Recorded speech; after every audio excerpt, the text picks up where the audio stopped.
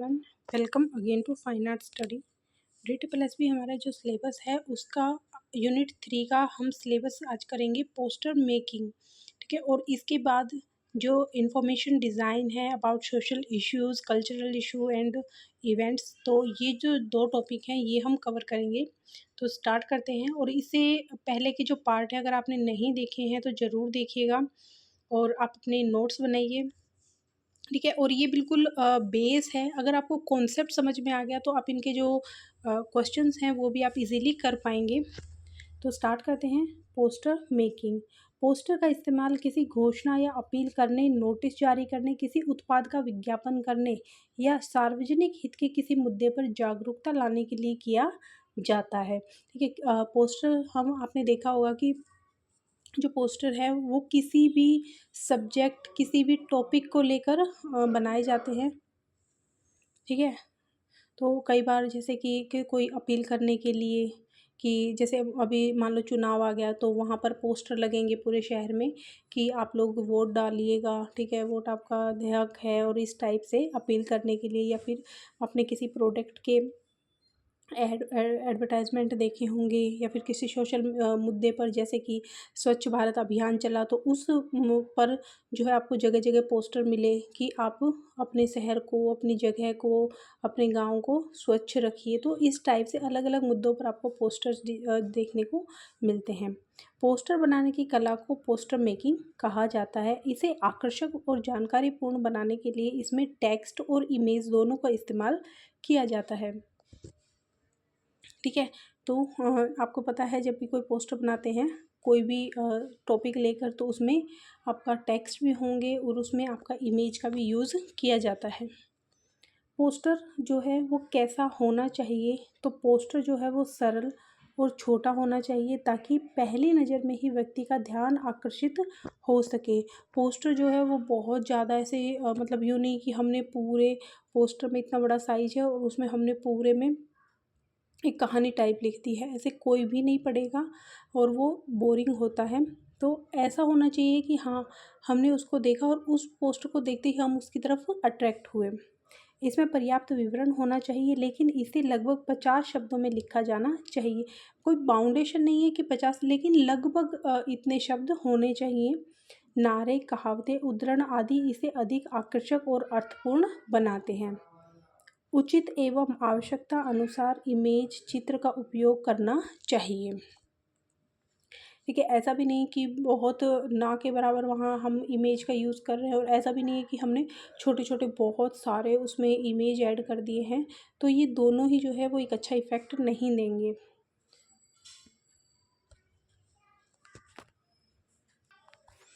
Poster के प्रकार। तो पोस्टर जो है अलग अलग टाइप से बनते हैं, जैसे कि डिजिटल पोस्टर, विज्ञापन पोस्टर, इवेंट पोस्टर, राजनीतिक पोस्टर, अभियान poster, movie poster, formative poster, informational poster, fashion poster. मतलब किसी भी टॉपिक पर हम पोस्टर बना सकते हैं, देखते हैं। पोस्टर का मुख्य कार्य संदेश के साथ दर्शकों को आकर्षित करना है। पोस्टर डिजाइन करते समय इसके डिज़ाइन की सावधानीपूर्वक योजना बनाएं। अपने पास अपने पाठकों का ध्यान आकर्षित करने बनाए रखने के लिए बहुत कम समय होगा। जानकारी के उस पहलू के बारे में सोचें जो संदेश को व्यक्त करना चाहिए, और उसके इर्द गिर्द अपने डिज़ाइन की योजना बनाना चाहिए। देखिए, किसी भी जब कोई पोस्टर देखता है तो किसी के पास इतना टाइम नहीं है कि अगर आपने उसमें पूरा उसको लिखा हुआ है तो वो पूरा वहाँ खड़ा होके उसको पढ़ेगा। तो कहने का मतलब ये है कि कोई भी पोस्टर जो है वो ऐसा होना चाहिए कि उसको देखते ही आप जो कहना चाह रहे हैं, आपकी मीनिंग का जो आपके पोस्टर का जो सार है वो उस सामने वाले के दर्शक के मन में आ जाए कि हाँ, इस पोस्टर में कहना क्या चाहता है। प्राचीन काल में जब मुद्रण मशीन का आविष्कार नहीं हुआ था, तब भी हाथ से लिखे पोस्टरों को विज्ञापन माध्यम के रूप में इस्तेमाल किया जाता था। आधुनिक युग में भी पोस्टर एक अनिवार्य रूप में दिखाई देते हैं। पोस्टर का अधिकतम साइज 22x18 या 22x15 या 20x30 होता है। पोस्टर का निर्माण इस प्रकार होना चाहिए कि वह दर्शक का ध्यान अपनी तरफ आकर्षित कर ले तथा संदेश को प्रभावी ढंग से कह सके। पोस्टर में मुख्यतः शीर्षक, उपशीर्षक, इलस्ट्रेशन, लोगो, मोनोग्राम आदि का प्रयोग किया जाता है। उसके बाद बात करते हैं information design for social issue, cultural issue and events. Design क्या होता है? योजना के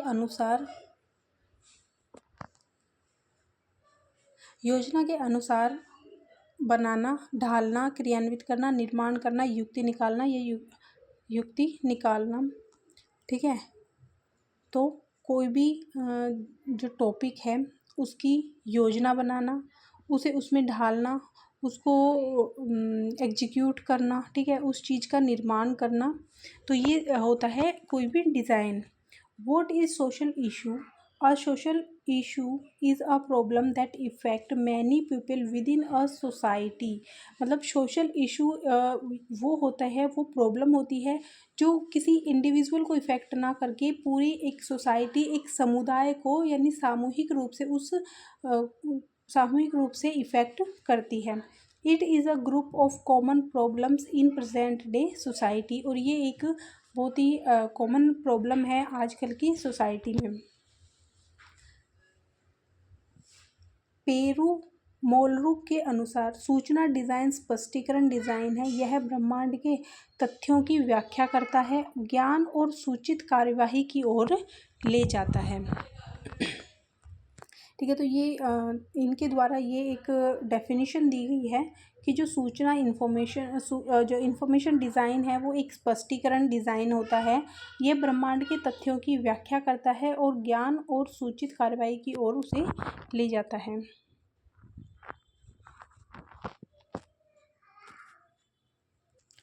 सूचना डिज़ाइन शब्द 1970 के दशक में अध्ययन के एक बहुविषयक क्षेत्र के रूप में उभरा। कहा जाता है कि इस शब्द का उपयोग ग्राफिक डिज़ाइनरों के साथ हुआ था और 1979 में सूचना डिज़ाइन जर्नल के प्रकाशन के साथ इसे मजबूत किया गया। बेसिकली ये जो वर्ड है सूचना डिज़ाइन, इंफॉर्मेशन डिज़ाइन, इसे 19वीं शताब्दी में इसे माना जाता है कि ये शब्द जो है वो प्रचलित हुआ था और जो डिज़ाइनर थे उनके द्वारा ही जो ग्राफिक डिज़ाइनर थे उनके द्वारा इस शब्द को उत्पन्न किया गया, या उनके साथ ही ये जो शब्द है ये जो हमारे बोलचाल में है उसमें ये यूज़ होने लगा था। अंतर्राष्ट्रीय सूचना डिज़ाइन संस्था की स्थापना 1987 में हुई थी। ये कुछ एडिशनल हैं, आप एक बार देख लो, क्या पता पूछ भी लें। तो और सूचना डिज़ाइन एसोसिएशन की स्थापना 1991 में की गई। 1982 में एडवर्ड टफ्टे ने सूचना डिज़ाइन पर एक किताब लिखी जिसका नाम the visual display of quantitative information है। सूचना ग्राफिक शब्द का इस्तेमाल मुख्य रूप से तकनीकी संचारकों और ग्राफिक डिज़ाइनरों जैसे आरेखण और मात्रात्मक जानकारी के प्रदर्शन से संबंधित लोगों द्वारा किया जाता है।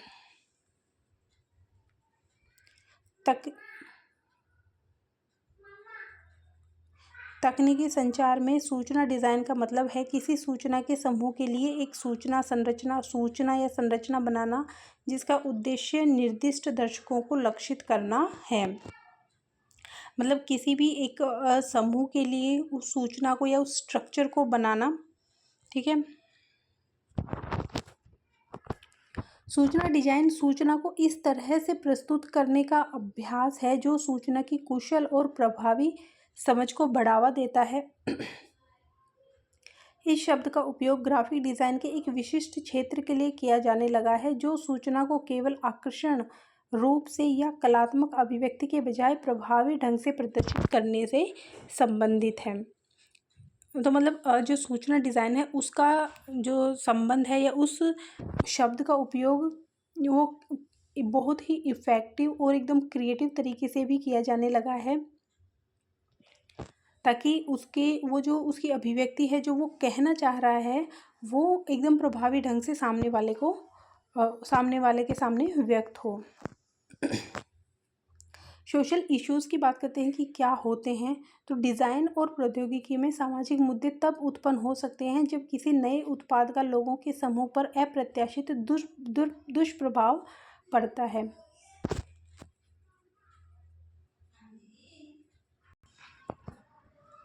डिज़ाइन और प्रौद्योगिकी में सामाजिक मुद्दे तब उत्पन्न हो सकते हैं जब किसी नए उत्पाद का लोगों के समूह पर अप्रत्याशित दुष्प्रभाव पड़ता है।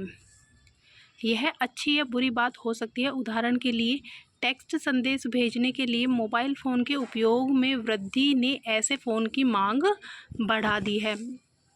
मतलब डिज़ाइन, जब कोई भी प्रोडक्ट है, ठीक है, उसके किसी भी समाज पर, किसी भी वर्ग पर अच्छे प्रभाव भी पड़ते हैं और बुरे प्रभाव भी पड़ते हैं। चाहे कोई भी मतलब उत्पाद हो या कोई भी चीज़ हो, ठीक है, सभी चीज़ के दो दो जो पहलू हैं वो हम होते हैं।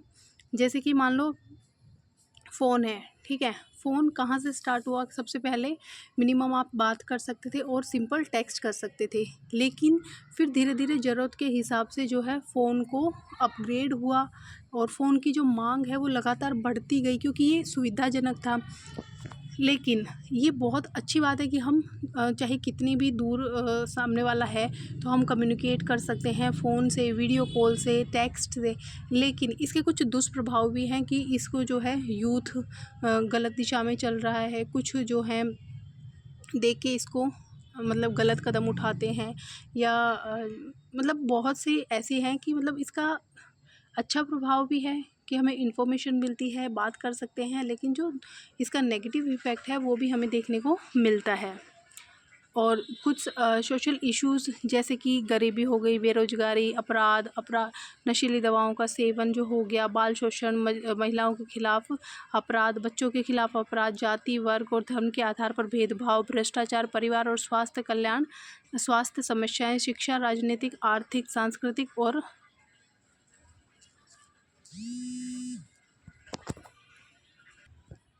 कुछ सामाजिक मुद्दे हैं जैसे कि गरीबी हो गई, बेरोजगारी, पलायन हो गया, आपराधिक प्रवृत्ति, नशीली दवाओं का दुरुपयोग, बाल शोषण, महिलाओं के खिलाफ अपराध, बच्चों के खिलाफ अपराध, जाति, वर्ग और धर्म के आधार पर भेदभाव, भ्रष्टाचार, परिवार और स्वास्थ्य समस्याएं, शिक्षा, राजनीतिक, आर्थिक, सांस्कृतिक और पर्यावरण संबंधी मुद्दे।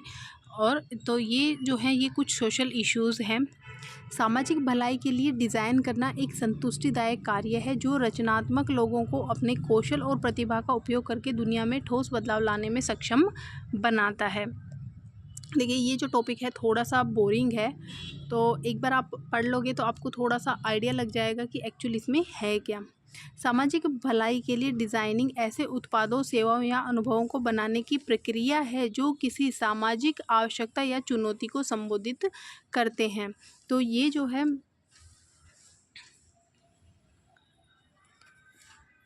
सेकंड, ठीक है, जो हम सोशल कल्चरल जो इशू है, ये सोशल जो इशू है उसके लिए डिज़ाइनिंग करते हैं।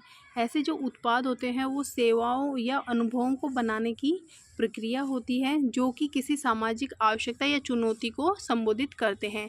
जैसे मान लो कि कोई भी जो लोग हैं उनको सामाजिक सेवाओं से जुड़ने में मदद करने के लिए नया ऐप विकसित करना, बेघर की समस्याओं को दूर करने के लिए नए प्रकार के आवास का डिज़ाइन तैयार करना, या सामाजिक न्याय और अन्य महत्वपूर्ण मुद्दों के बारे में गैर लाभकारी संगठनों के लिए जागरूकता बढ़ाने के लिए एक मार्केटिंग जो अभियान है वो स्टार्ट करना। तो ये कुछ मुद्दे हैं, इनके लिए हम डिज़ाइन तैयार कर सकते हैं। जैसे आपने देखा होगा कि पीएम आवास योजना और इस टाइप से कुछ योजनाएं जो चलती हैं, और फ्लैट्स वगैरह के लिए देखा होगा आपने, ठीक है। तो इस टाइप से जो है, और किसानों की मदद के लिए कुछ ऐप लॉन्च किए गए हैं जिनमें किसान अपनी समस्याएं जो हैं वो किसी भी लैंग्वेज में बता सकते हैं, पूछ सकते हैं। तो ये होती हैं कि जो हमारी सोशल सर्विस है, सामाजिक सेवा है, उनसे जुड़ने के लिए या उन्हें सॉल्व करने के लिए कुछ ऐसी टेक्निक्स का इस्तेमाल करना, ऐसी टेक्निक्स को डिज़ाइन करना, तो ये सब इसके अंदर आता है। सोशल इश्यूज़ जो हैं, what are cultural issues when designing a product, ठीक है। तो कल्चरल इश्यूज़ क्या होते हैं जब भी कोई प्रोडक्ट को डिज़ाइन करते हैं। Cultural issue can arise when a new product does not take into account the fact that a particular shape, color, or name can have very different meaning to different group of people. Cultural celebrate religious festival in different way. Global cultural, तो देखिए यहाँ हिंदी में है ये same जो definition है कि किसी भी उत्पाद को डिज़ाइन करते समय सांस्कृतिक मुद्दे क्या होते हैं। तो सांस्कृतिक मुद्दे तब उत्पन्न होते हैं जब कोई नया उत्पाद इस तथ्य को ध्यान में नहीं रखता कि एक विशेष प्रकार का रंग या नाम लोगों के विभिन्न समूहों के लिए अलग अर्थ हो सकते हैं। जैसे कि इसका देखो सिंपल सा ये है कि मान लो कि ग्री और वाइट कलर है, ठीक है, तो ऐसा कोई भी, चलो ये एग्जांपल बाद में समझेंगे, मतलब ये डेफिनेशन कहने का मतलब ये है कि कोई भी मान लो कलर है, कोई नाम है, कुछ भी चीज़ है, तो वो ज़रूरी नहीं है कि अगर हम उसे इस अर्थ में मानते हैं तो सामने दूसरा जो कल्चर है उसमें भी उसे उसी अर्थ में जानते होंगे। हो सकता है कि वहाँ पर उस चीज़ का कुछ अलग मतलब हो। जैसे कि मान लो वाइट कलर है, जब हिंदुओं की हम बात करें तो हिंदू में वाइट कलर जो है वो शोक का प्रतीक माना जाता है। जब किसी की डेथ होती है तो वाइट कलर का यूज़ किया जाता है। लेकिन वहीं हम जो क्रिश्चियन वगैरह होते हैं उनमें अगर हम वाइट कलर की बात करें तो वो लोग शुभ अवसर पर जो वाइट कलर है वो पहनते हैं। आपने शादी वगैरह में देखा होगा चर्च में कि जब जो ब्राइड होती है वो वाइट कलर का गाउन वगैरह पहनती है। तो ऐसा ज़रूरी नहीं है कि जो हम एक कोई भी कल्चर है वहाँ पर वो चीज़ है तो वही सेम चीज़ उसी अर्थ में सामने दूसरे कल्चर में भी होगी, ठीक है। तो कल्चरल डिफरेंस होता है हर चीज़ में। और प्रभावी डिज़ाइनरों होने के लिए न केवल भाषा मतभेदों पर विचार करने की ज़रूरत है, लेकिन सांस्कृतिक प्रवृत्ति, मूल्यों, रीति रिवाजों आदि सांस्कृतिक प्रवृत्ति मूल्यों पर भी विचार करने की ज़रूरत होती है, ठीक है। केवल ये ज़रूरी नहीं है कि हम सिर्फ लैंग्वेज के आधार पर उसमें हम जो है मतभेद करेंगे कि उनकी लैंग्वेज अलग है। नहीं, लैंग्वेज के अलावा भी बहुत सी चीज़ें होती हैं, जैसे कि उनके कल्चर हो गया, उनका रीति रिवाज हो गया, उनका रहन सहन हो गया, ठीक है। तो ये बहुत सी चीज़ें हैं, सिर्फ लैंग्वेज को छोड़कर भी बहुत सी चीज़ें ऐसी हैं जिनके ऊपर जो हमारे जो विचार हैं वो अलग अलग हो सकते हैं।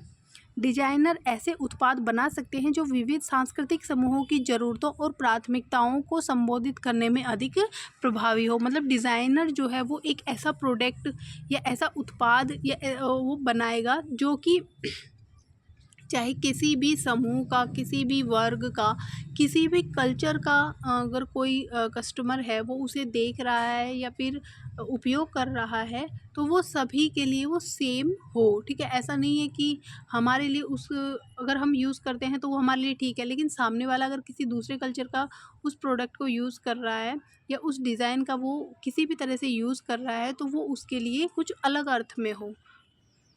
एक अच्छी डिज़ाइन संस्कृति रचनात्मक सहयोग और सहानुभूति को बढ़ावा देती है, जबकि एक खराब संस्कृति नवाचार को रोकती है, ठीक है। जब अगर मान लो कोई अच्छी डिज़ाइन की गई है, ऐसी डिज़ाइन की गई है जिसमें सभी कल्चर को ध्यान में रखा गया है, ठीक है। एक मान लो कि आपने 2 डिज़ाइन बनाए हैं, एक में आपने क्या किया कि किसी बहुत खुशी के अवसर दिखाया गया है, उसमें आपने जो है ईसाई को ध्यान में रखते हुए वाइट कलर बना दिया है। लेकिन एक आपने क्या किया कि जो सेकंड वाला है उसमें आपने क्या किया कि सभी कलर्स को आपने मल्टी कलर में वो डिज़ाइन बनाया है, ठीक है, उस मोमेंट को दिखाने के लिए।